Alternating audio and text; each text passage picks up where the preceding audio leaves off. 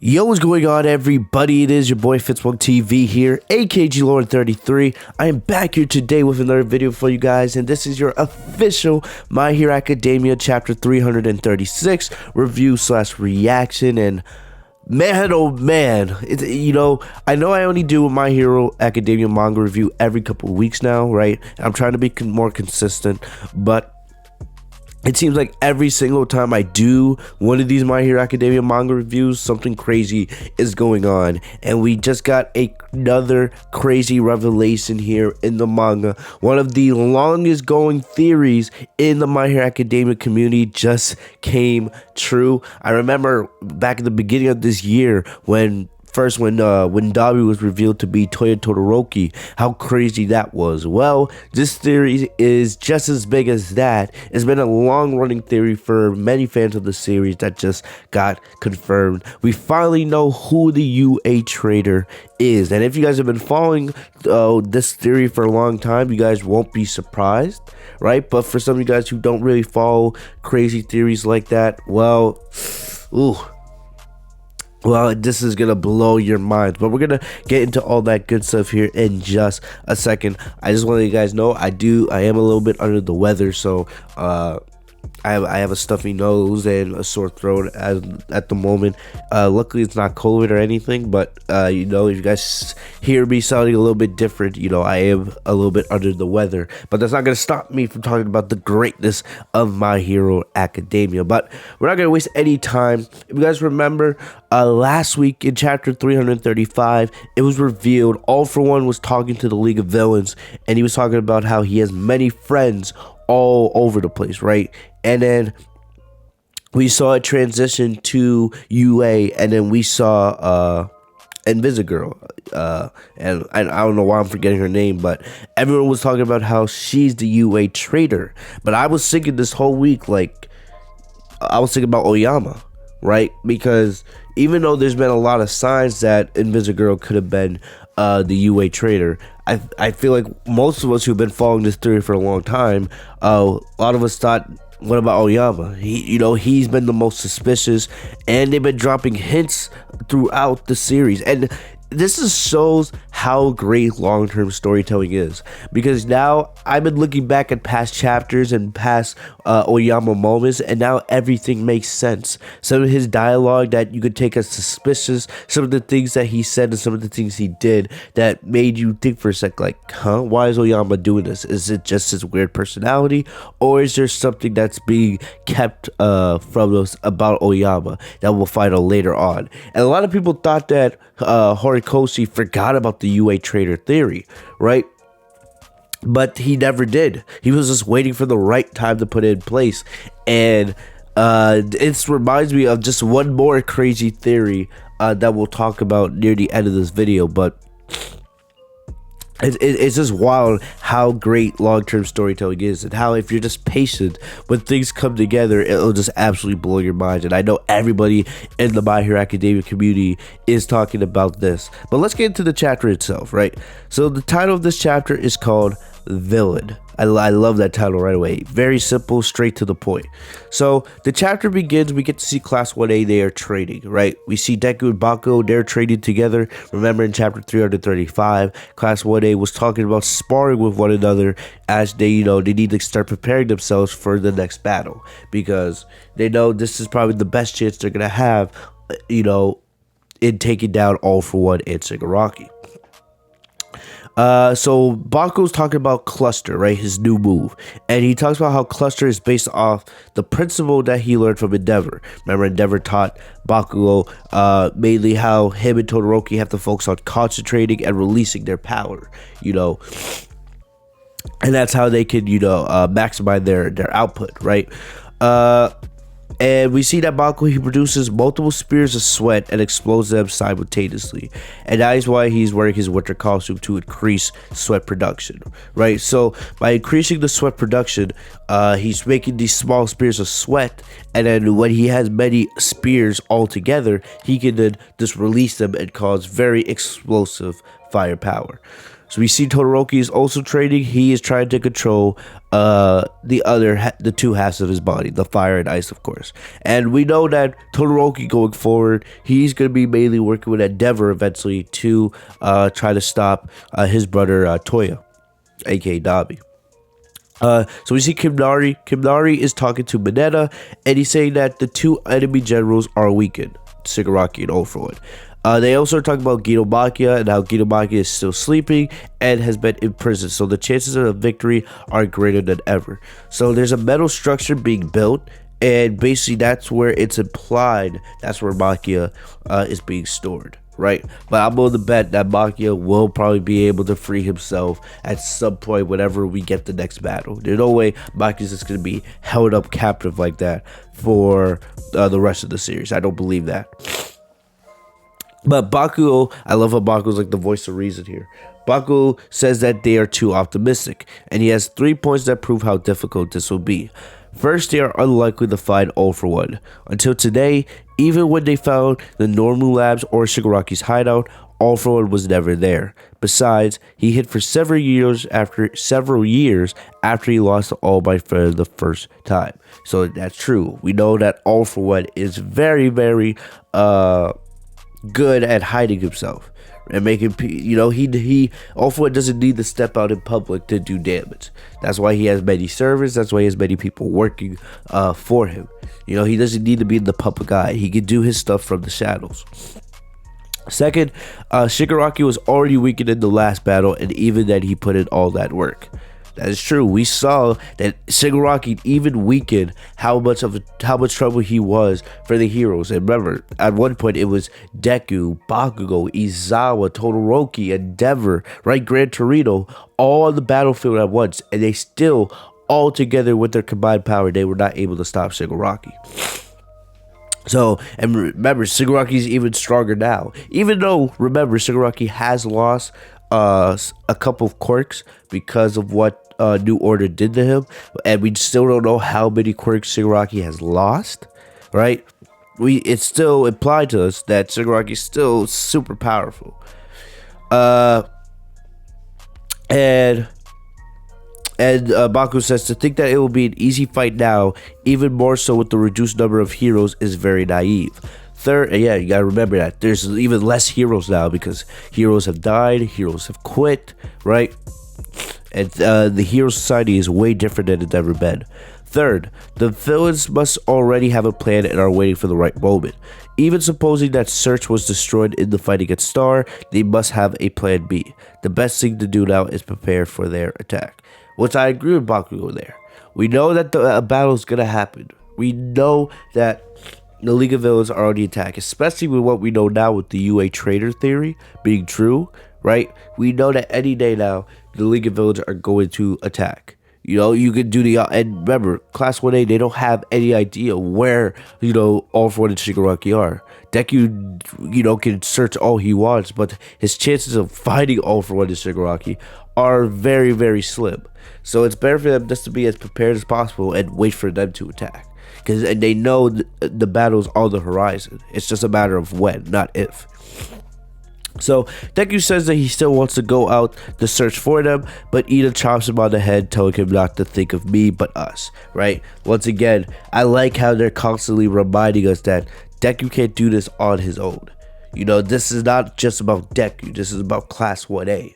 Them all working together, and Deku needed to constantly be reminded that this is not his fight to fight alone. He has the rest of Class 1A on his side there with him. Ida also says they can now move around more freely because Uraka's speech has helped the students bridge the gap with the civilians, right? So Kimnari comes to the conclusion that no matter if they move or wait, All For One is sure to be laughing at them, which is true. Because we know how prepared or how over-prepared All For One is. He talked about last chapter how he has so many different directions and avenues to take to reach the conclusion he wants. So it's pretty obvious that All For One's, his confidence isn't going to change no matter if the League of Villains attack Class 1A or if Class 1A attacks them first. It doesn't really matter. So it's better for them just to be prepared. So we see Hagakure I don't know why I'm saying her name correctly. But we see Invisible in the forest. She's saying that a certain someone is quite depressed since the end of war. This is clearly Aoyama, as you guys are going to see. She watches three people talking in the distance. One of them says that the other has to obey because he is back giving orders. They say that he just needs to keep doing as he always did because the signs are disguised in everyday actions and are impossible to trace. Invisible then thinks that even after Midoriya came back, this person didn't smile once. She was worried and went after him, but that's when she found out Aoyama is the traitor. His parents are telling him that he needs to keep obeying All For One or else they will be killed. What's interesting here is Invisible, you know, and it's easy, of course, because she can disguise herself easily because you can't see her, right? Last chapter, it was implied that Invisible was the traitor. And like I said, there are a lot of signs and, you know, little things you can take from the series that would point to Invisible potentially being the traitor. But it's revealed to us that it's actually Aoyama. It's actually Aoyama. But if you look back in the series, there were multiple moments where Aoyama and Invisible, especially if you go back to the first arc of the series, the USJ arc. Remember, Aoyama and Invisible were together, right? They were together, and it was kind of hard to, you know, track their movements during that battle. You really don't see them for multiple points, and then you just, you know, all of a sudden you see them at the end back with the rest of the group. And even though it was a long time ago, even back then it was suspicious about their actions. So I was thinking that potentially Aoyama and Invisible were both traitors. But it's revealed us that it's actually just Aoyama's the one traitor. It's, you know, Invisible isn't a traitor, at least not right now. Aoyama is the real traitor here, right? And we could see that Invisible, she was very worried about Aoyama, right, and the way he was acting. So using her powers of being invisible, she was tracking him, went to find out what's going on, and that's when she found out that Aoyama is in fact the true traitor. Right, so Invisible isn't the traitor, you know, it's actually Aoyama.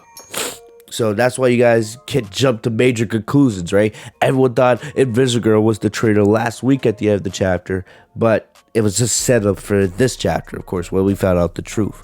So, she says that she has already obeyed All For One's request as soon as the school year started, and then informed him the location of the training camp without anyone finding out. And they're talking about Aoyama's mom. Aoyama's mom. Let me rephrase that. Aoyama's mom says that Aoyama himself has already obeyed All For One's request as soon as the school year started, and then informed him the location of the training camp without anyone finding out. Right? Aoyama cries and tries to oppose them, but his parents quickly say that they are not doing it because they like it either, but it is too late to go against him. Invisible is listening to everything and can't believe it. She thinks back to the villains attack on USJ and the forest. And there you go. Like, for years now, people have speculated, how did the League of Villains know, you know, where Class 1A, you know, were? Every single big battle, the League of Villains were able to catch up to Class 1A, no matter where they were. Because we always knew or always thought that someone in Class 1A had to be leaking information, right? And even the principal, even the UA principal, I'm forgetting his name, I don't know why. Even he was suspicious that somebody in Class 1A, one of the students, was leaking information. But remember, he kind of, I'm not going to say he cleared all the students, but he kind of, you know, I guess let the students off the hook, I guess, for now, right? And freedom of suspicion, I guess. I guess that's the best way to put it, because there was really no clear-cut evidence that someone had leaked information. But even people in the UA staff itself had been fearful of, you know, somebody in the class leaking information. And now we know that it was Aoyama telling All For One, and that's how All For One planned, you know, all those attacks, right? Like Bakugo getting taken during the training camp arc, and etc., etc., etc. So Aoyama's mother says that they only wanted their son to be happy, and then we see a small flashback. She asks, "Do you want to be like everyone else, Yuga?" And he replies, "Yes," because being the only one that's different is scary. So we learn that Aoyama was born without a quirk, similar to All Might, similar to Deku, right? So his parents asked All For One to grant him one so that he could chase his dreams. And I gotta give a quick shout out to Vocal Pineapple. He's one of the bigger My Hero Academia YouTubers. And he came up with this theory, right? I remember watching his video a couple of years ago, and I always kept it in the back of my mind. But now he nailed this theory on the head. He legit said in his video how All For One was the one that gave Aoyama his quirk, right? Because his parents asked him to, and then Aoyama has to pay All For One back for doing that by being his spy inside Class 1A. He also talked about how during the provisional license arc, right, how Aoyama wasn't trying to be a hero, how Aoyama was more trying to sacrifice himself by failing the provisional license exam and not getting his provisional license, because he was just looking for any way out to try to get to try to free himself from All For One's control. So Aoyama isn't a bad person, we know this, but he is so under the influence of All For One, right?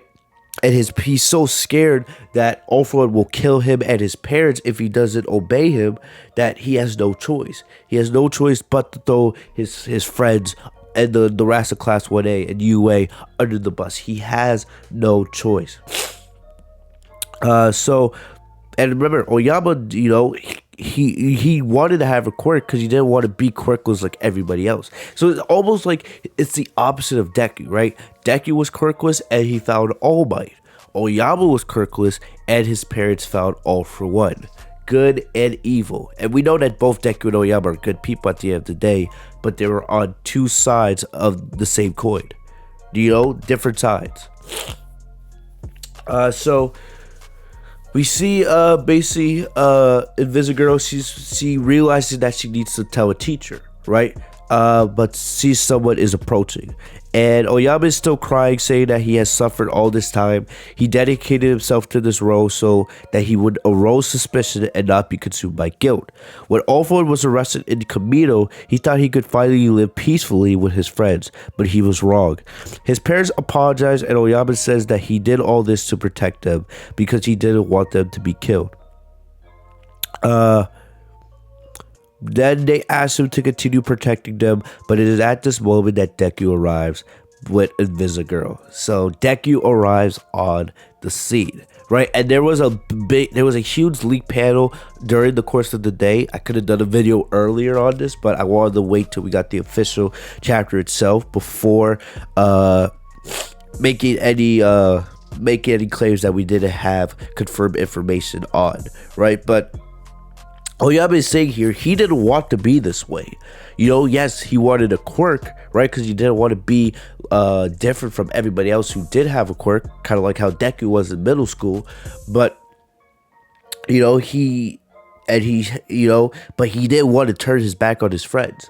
You know, he hates doing this, but he knows that All For One will kill him and his parents if he doesn't obey All For One, right? And that's the curse. You know, we've seen throughout history that All For One has gave power to many people just to be his pawns, to be his servants, so that All For One could get his ways. And now Aoyama is just another pawn. You know, Aoyama, you could say, is the biggest pawn of them all because how it connects to Class 1A and Deku and One For All. So Deku says that he heard from Invisigirl something about the traitor and asks if it's true. But the parents tried to play dumb. And I don't blame the parents here for trying to play dumb, right? Because you got to think for a second, you know, yes, they're inside the UA barrier, but All For One has eyes everywhere. You know, we don't know. There could be somebody else in that barrier. It could be a civilian. It could be a teacher. It could be anybody, right? There could be somebody else in there. And All For One, it won't take much. If All For One finds out just has the slightest hint that Aoyama has betrayed him, Aoyama and his parents are going to be in trouble.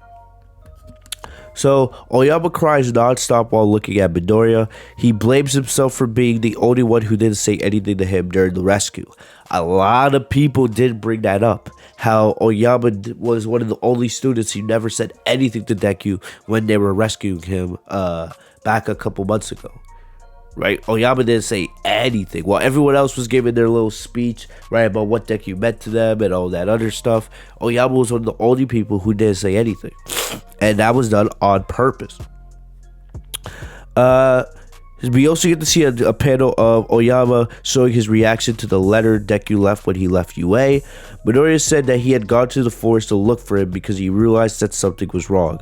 Aoyama was the only one who remained sad all this time. So even while Deku was going through his depression arc, right, Deku was still was able to pick up how Aoyama was sad. You know, how Aoyama was actually different, right? And at this point, we see that Aoyama starts talking.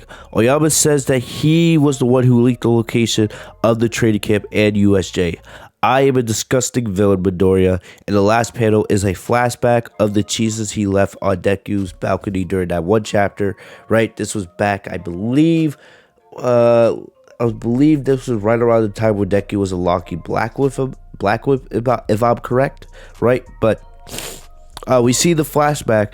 And it says that I know everything. Remember Aoyama looking into Deku's room from the outside, right, while Deku was sleeping? Or remember all the times where Aoyama was just casually standing in front of Deku's room, right? A lot of people just thought Aoyama was just being weird. It's just part of his personality. But we know that Aoyama was secretly spying on Deku and leaking information to All For One's people and all that other stuff. So now that was the end of the chapter. Now it is confirmed that Aoyama is the UA traitor. It's going to be very interesting where this goes, right? Where do they go? Does Aoyama get locked up, right? Because clearly now Aoyama is a liability.